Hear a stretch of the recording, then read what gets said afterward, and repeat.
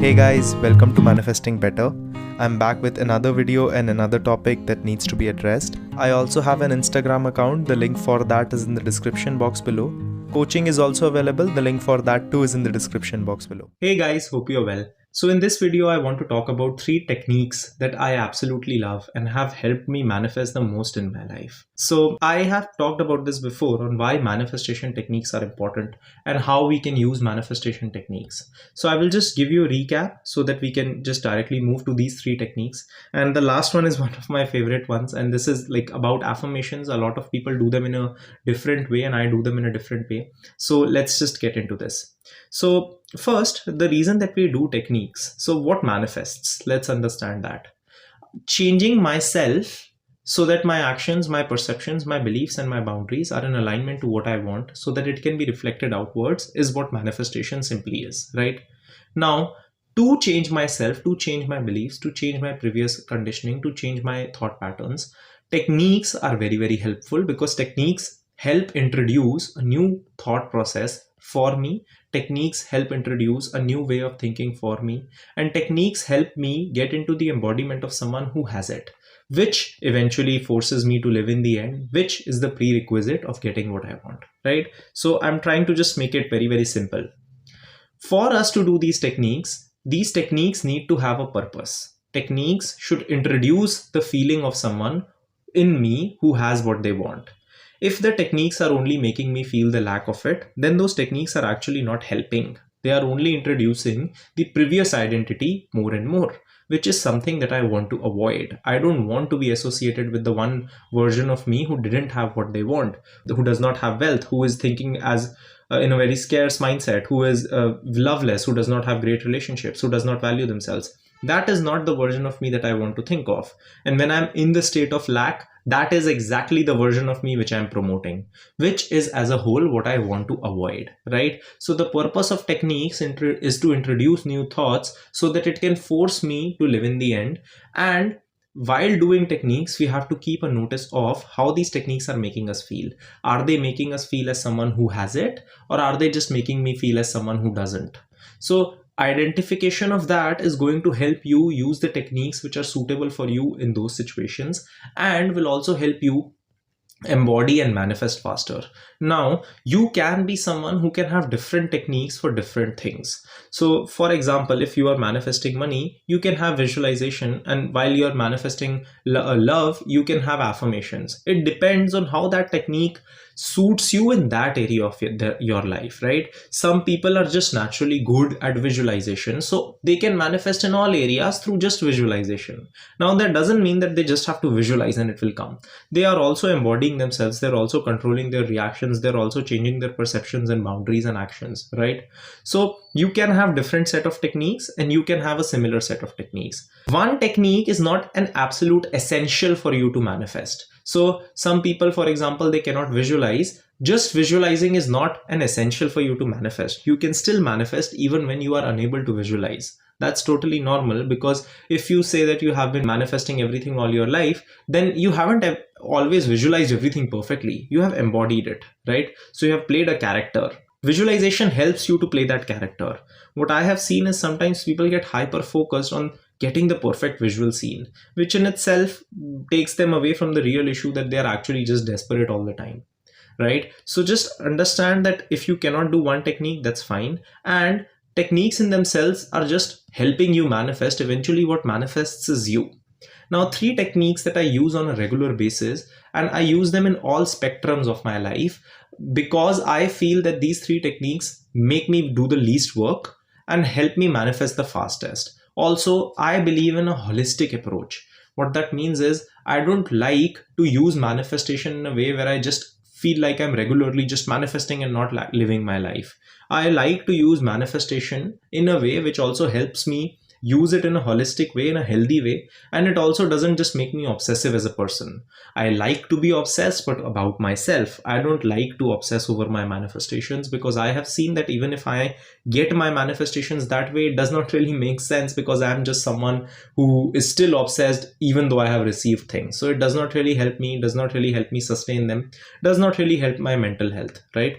So the first technique that I use is feeling work. Now, I talked about this in one of my previous videos, and a lot of people were asking me questions about it. Now, what is feeling work?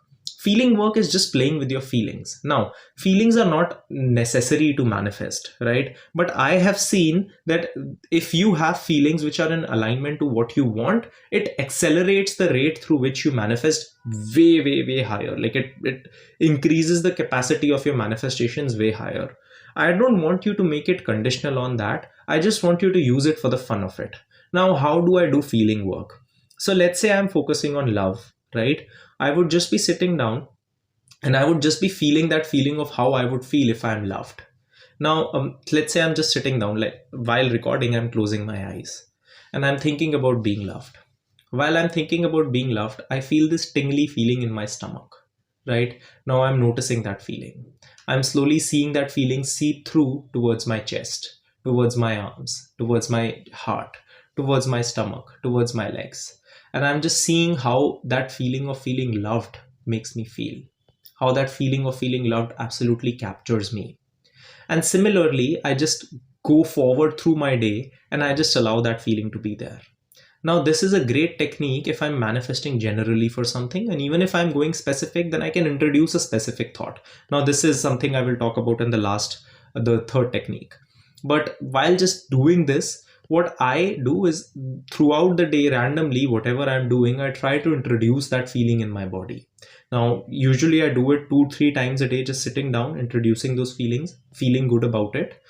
But even throughout the day, when I'm just going about my day, I try to introduce those feelings because it makes me feel good.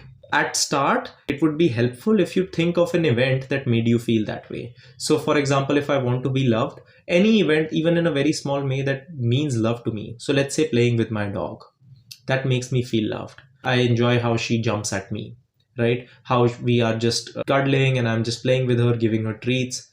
Now that feeling is giving me the feeling of love, right? Thinking of my girlfriend gives me the feeling of love, right? Now, as I'm introducing that, what will happen is over time, I will get habitual and I won't have to think about a particular event to introduce that feeling. It would just automatically come to me. So that's how going about this feeling work is going to be helpful. Second technique, and this is what I specifically use on a daily basis to manifest small things for myself. Now, this is called my revision challenge. I already have a video on this. I will link it down below. But essentially, if I just have to explain it in a very simple way, what I do is every morning when I wake up, I write down 7 to 10 statements from the present tense. And this is every morning. I have been doing this for 4 years. Every morning that I wake up, I write down 7 to 10 statements in a present tense format where I write down small things that have already manifested for me in that day. For example, I received this amount of money today. Someone gave me a gift. I saw one of my friends. Someone in the gym complimented me. I saw a blue butterfly. Now, these are small things. Let's say that the list is for 10 things. I include 3 to 4 things that I actually just want to happen, and a few things that I just want because manifesting things is cool and it keeps my faith in the project happy, right? And it keeps me very, very connected to it. Also, what I want is that I want to keep my manifesting muscle alive. So because I want to keep it practicing, I keep doing these small things. Sometimes these things happen in a day. Sometimes they take 5 days. Sometimes they take 10 days. At the end of every night, I either script or I visualize in a way where I introduce and say that those things have happened even if they haven't. So for example, I wrote down that I received a gift today. And if I haven't received a gift today, at night, I will script how my day is, basically a small journal entry, and I would write down that I did receive it. Now, I wouldn't write any specifics, and then I would just let it go. If it hasn't happened in the next 7 to 8 days, I would write it down once again. The whole point of it is to create manifestations without having attachment to it. I have linked the video down so you can check it in detail for what the revision challenge is. It is also, like, some people call it the pink elephant challenge, because when I first introduced it on Instagram, I think I got 100+ people just manifesting pink elephants. It became a trend. Okay, the next thing that I do is affirmation embodiment. Now, this technique is going to be something that you can use for specific things, and that is what I use it for specifically. Now, in the first feeling work, I'm just generally focusing on the feeling. In the affirmation embodiment way, what I do is I set a timer for 10 to 12 minutes. I ask myself, what is the thought I want to meditate on? Now, let's say the thought is, I am in a loving relationship, right? Now I would just ask myself, I am in a loving relationship. I will repeat this very slowly. I am in a loving relationship. As I'm repeating that, I'm seeing the feelings, that's the feeling work, but I'm also thinking about the events that I would go into throughout my day if I actually was in a loving relationship. And then I do it for 10 to 12 minutes, and then I carry about my day, and I just keep this thought in my mind regularly. I just keep this thought there. And throughout the day, I keep seeing how I would react to events if I was in a loving relationship. This one affirmation becomes my mantra for the day.